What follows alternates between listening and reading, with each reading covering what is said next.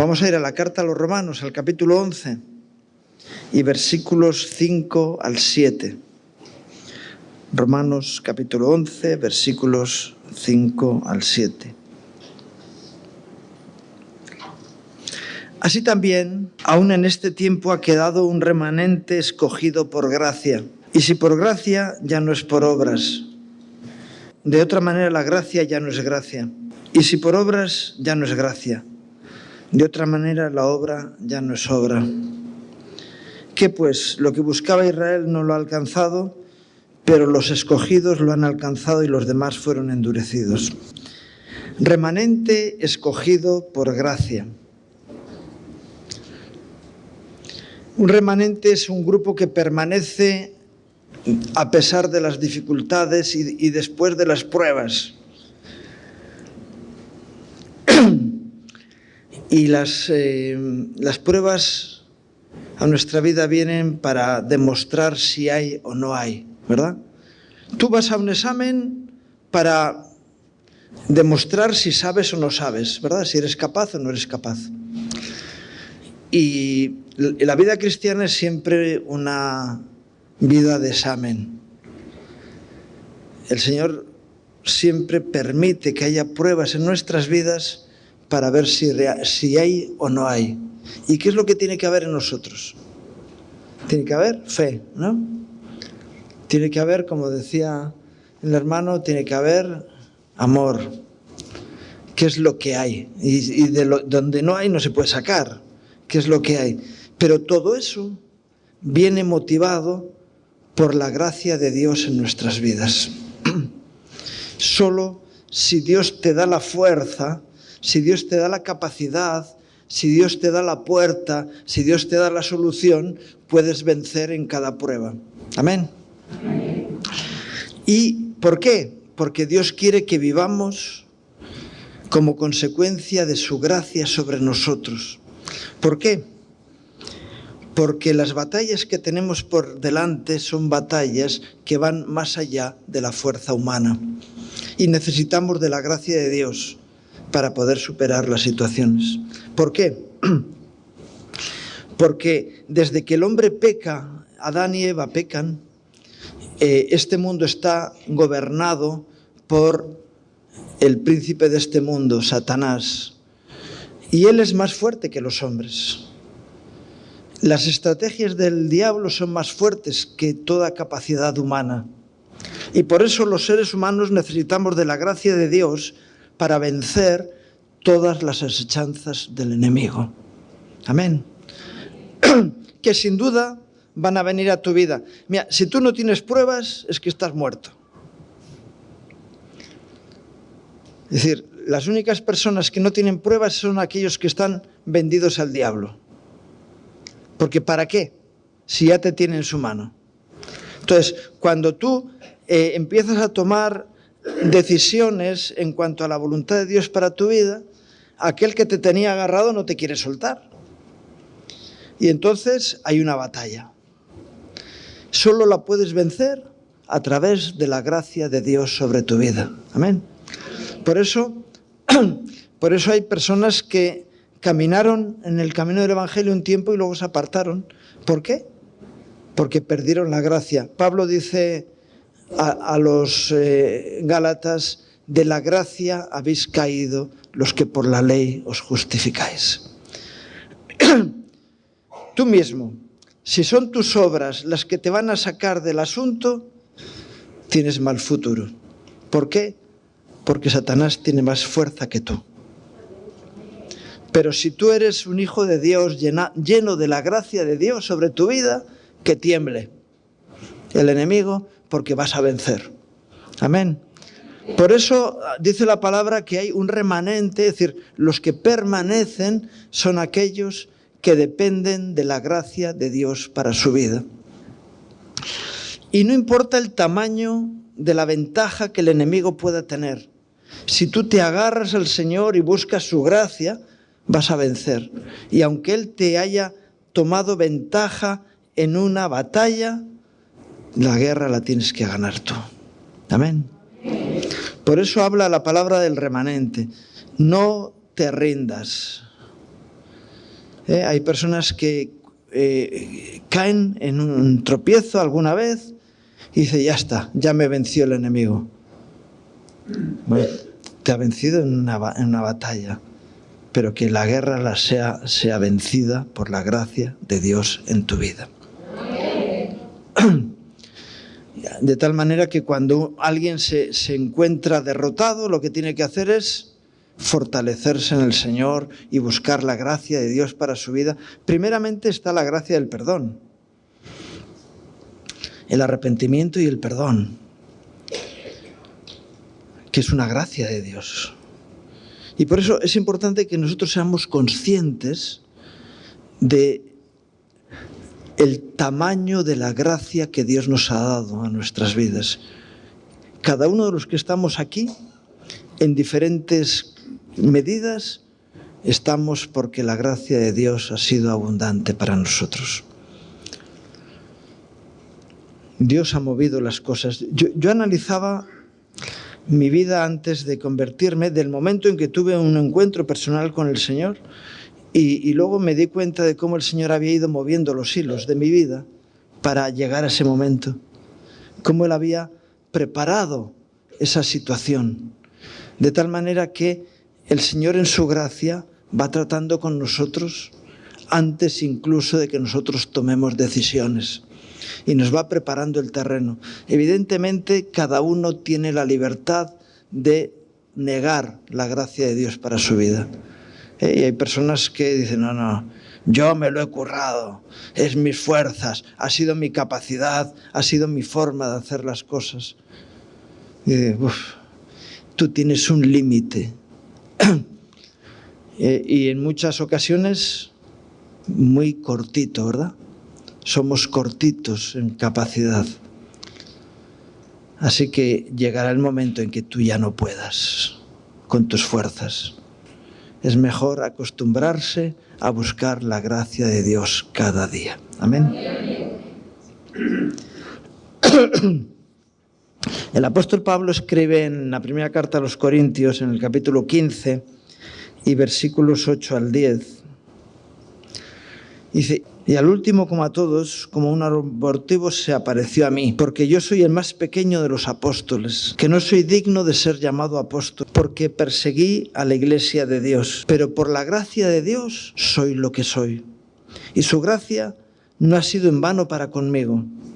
Antes he trabajado más que todos ellos, pero no yo, sino la gracia de Dios conmigo. El apóstol Pablo era Saulo de Tarso, un hombre engreído, soberbio, que se creía superior a los demás.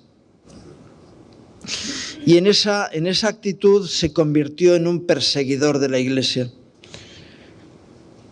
Él estaba deseando matar a los cristianos porque estaban equivocados, ¿verdad?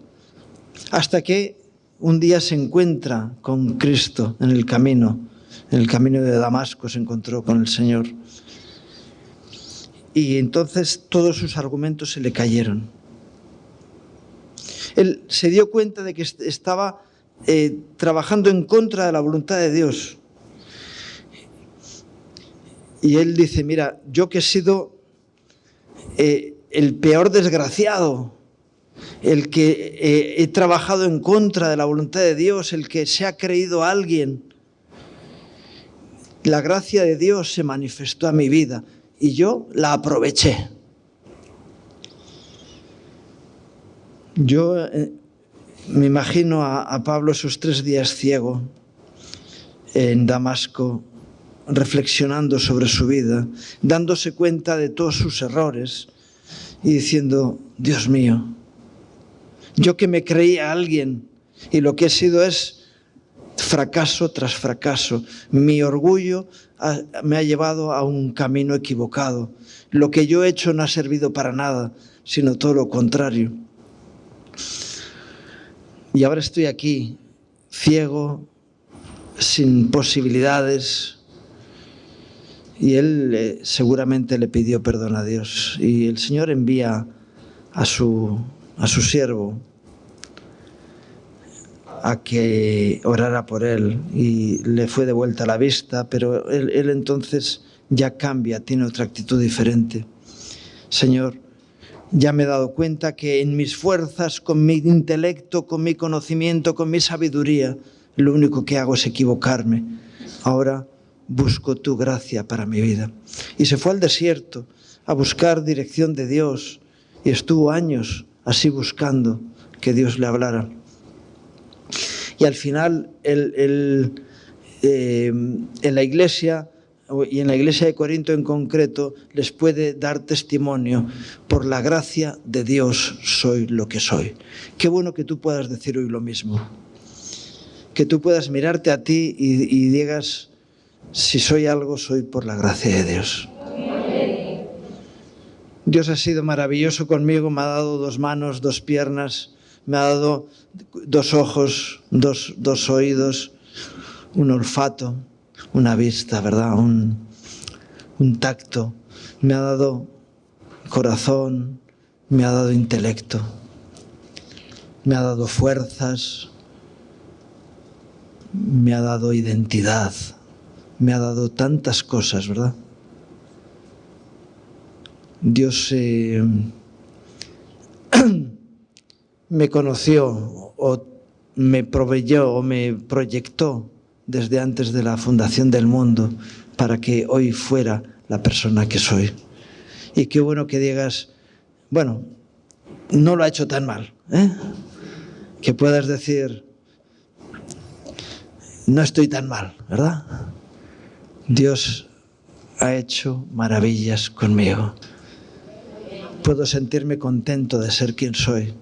Es verdad que voy a crecer, voy a tener más, voy a ser más limpio, más santo, más fuerte, pero hoy soy lo que soy por la gracia de Dios. Qué bueno que puedas pensar así de ti, ¿no? Puedo gozarme de quien soy, de lo que tengo, de la iglesia.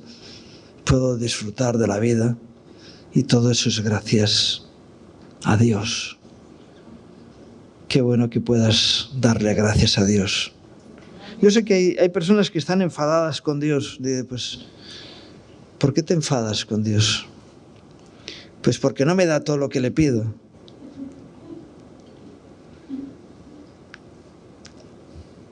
Pero es que no tiene obligación de darte nada.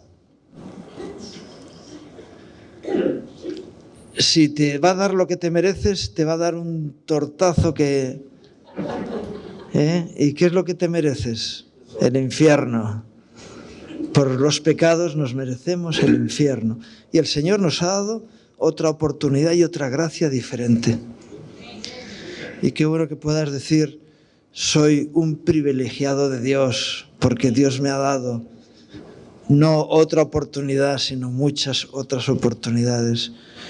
Estoy en la gracia de Dios. Incluso cuando me equivoco, puedo reconocer mis errores. Y eso es una gracia que no muchos tienen, porque es el Espíritu Santo el que trae convicción de pecado. Y cuando alguien dice: realmente yo me equivoqué, pide perdón y es restaurado, ¿verdad? En eso también tenemos gracia. La gracia de Dios conmigo, Él me ha dado su bendición, ¿verdad? Dice Pedro en su primera carta, en el capítulo 1 y versículos 10 al 13, dice: los profetas que profetizaron de la gracia destinada a vosotros inquirieron y diligentemente indagaron acerca de esta salvación, escudriñando qué persona y qué tiempo indicaba el Espíritu de Cristo que estaba en ellos, el cual anunciaba de antemano los sufrimientos de Cristo y las glorias que vendrían tras ellos. A estos se les reveló que no para sí mismos, sino para nosotros, administraban las cosas que ahora os son anunciadas por los que os han predicado el Evangelio por el Espíritu Santo enviado del cielo. Cosas en las cuales anhelan mirar los ángeles. Por tanto, ceñid los lomos de vuestro entendimiento, sed sobrios y esperar por completo en la gracia de Dios, en la gracia que se os traerá cuando Jesucristo sea manifestado. Ya los profetas de la antigüedad hablaban de la gracia que iba a ser derramada. Y Pedro escribe a la iglesia y le dice, eso era para vosotros. Y luego dice, es la gracia que Dios ha traído para nosotros, en aquel tiempo y ahora. Y qué bueno que nosotros vivamos en la esperanza de la gracia de Dios cuando Jesucristo se ha manifestado. ¿Cuándo se manifiesta Jesús? ¿Hoy se ha manifestado en esta reunión? Entonces la gracia de Dios se ha manifestado hoy en medio nuestro. Y hemos podido tener un tiempo gozoso, ¿verdad? Y el que no se ha conmovido es que tiene el corazón de piedra.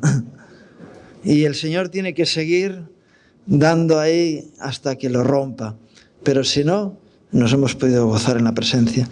Pero qué bueno que podamos ver la manifestación de la gracia de Dios sobre nuestras vidas cada día y hoy también. Y podamos decir, sinceramente, vivimos en una realidad diferente a la mayoría de la gente.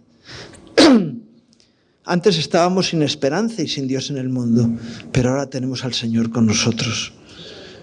Y sabemos que Él nos ama y sabemos que Él nos dirige por camino de sabiduría y que su gracia está con nosotros. Y qué bueno que aunque haya estrategias en contra nuestra, cada vez que el diablo toma una ventaja en nuestras vidas, si nos ponemos delante de Dios, el Señor utiliza esa circunstancia para bendición para nuestras vidas. De tal manera que a mí alguna vez ha habido algún hermano que se me ha enfadado, que a veces tenemos que darle gracias al diablo. Si tú me robas uno y el Señor me da 3, anda, vuélveme a robar. Porque si me robas 3, ahora el Señor me va a dar 9. Y seguimos multiplicando. Así que cada vez que quieras hacerme daño, Dios va a derramar más gracia sobre mi vida y me va a bendecir más. Así que tú mismo, se le quitan las ganas de hacernos daño.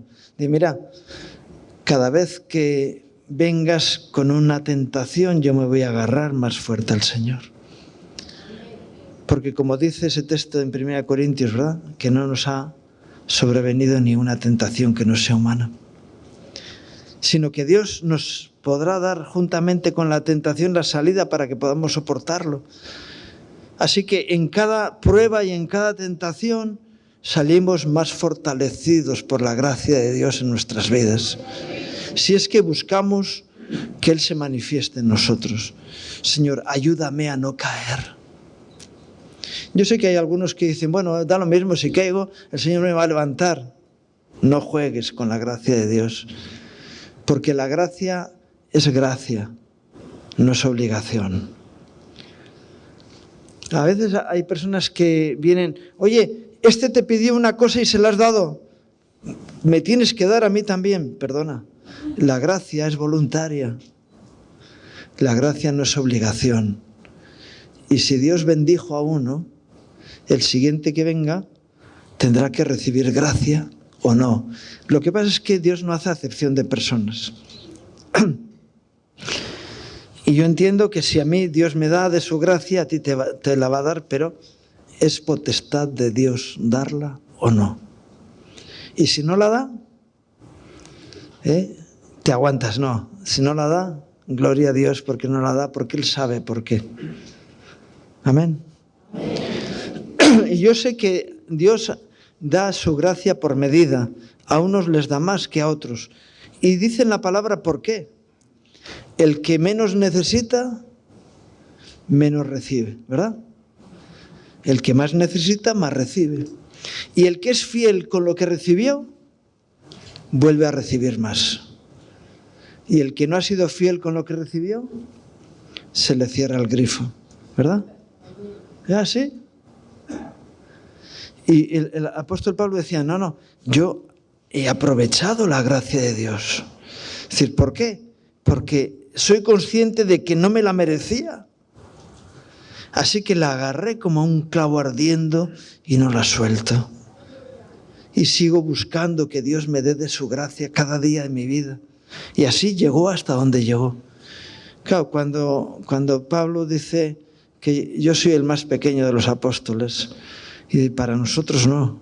Hay de los 12, Judas aparte, 11, y luego algunos ni sabemos qué fue de ellos. En la historia, bueno, algunos se sabe que Tomás se fue para la India, que el otro no sé qué, ¿no? Pero de Pablo sabemos muchas cosas, ¿verdad? Así que el más pequeño no sería, que tuvo la osadía de corregir a Pedro, que tuvo el arrojo de ir al concilio de Jerusalén a decirles: están ustedes equivocados, que recibió el respaldo del Espíritu Santo en tantas y en tantas situaciones, que pudo dar testimonio delante de César, porque él era ciudadano romano y había apelado a César, etcétera, etcétera, ¿verdad? Que según parece estuvo en España, por lo menos venía para aquí, ¿verdad? Y hay quien da testimonio de que así fue, y que fue enviado a los gentiles, gracias a Dios por ello, que nos llegó el Evangelio hasta nosotros, amén. Pero qué bueno que Pedro también decía lo mismo. Hay que esperar a que se ha manifestado Dios en nosotros, y entonces su gracia se va a ver en nuestras vidas.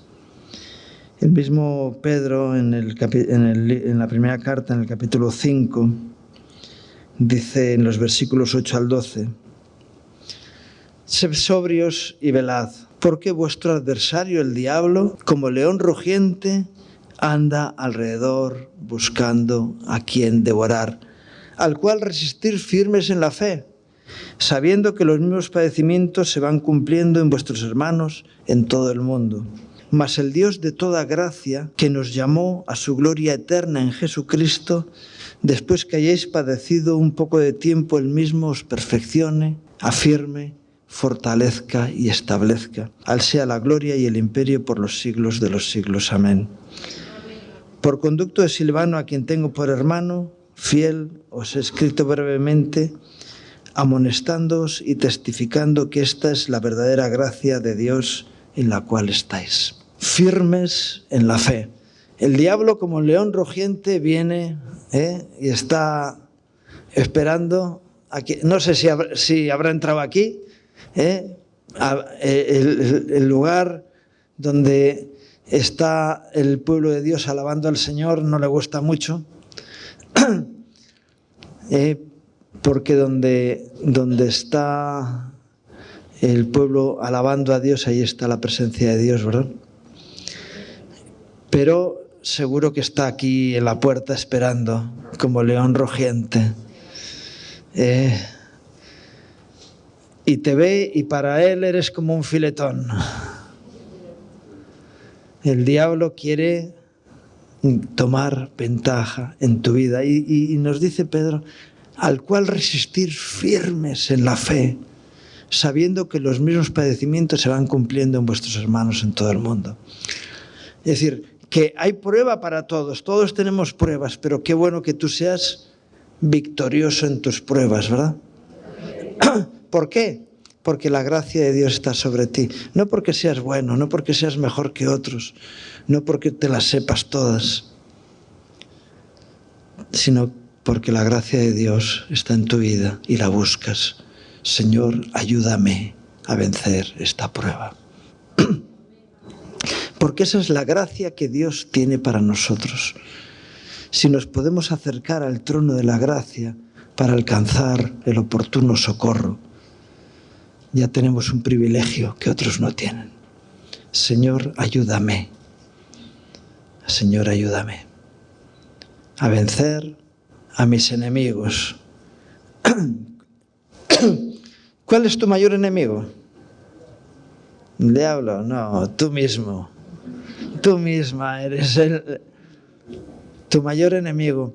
Porque ¿quién nos separará del amor de Cristo? Tribulación, angustia, potestades, Ninguna cosa creada nos podrá separar del amor de Dios que es en Cristo Jesús. ¿Quién te puede separar? Tu propia decisión personal. Así que cuidadito contigo mismo. Sujétate, átate en corto y no le des ventaja a tu mayor enemigo.